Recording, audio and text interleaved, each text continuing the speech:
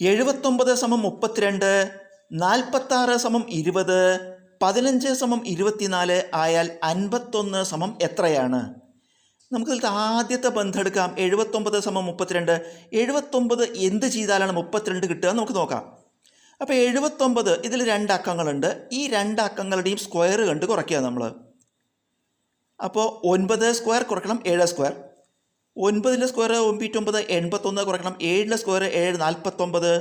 81 49 കുറച്ച് 81 49 കുറച്ചാൽ 32 വരും. ഇത് അടുത്ത ബന്ധത്തിൽ ശരിയാവുണ്ടോ നോക്കാം. 46 എങ്ങനെ 20 ആവുക? ഇതുപോലെ ചെയ്താൽ ആവുണ്ടോ? 46 എന്ത് ചെയ്യുക? 2 അക്കങ്ങളുടെയും സ്ക്വയർ കണ്ട് കുറയ്ക്കുക. അപ്പോൾ 6 സ്ക്വയർ മൈനസ് 4 സ്ക്വയർ എന്ന് വരും.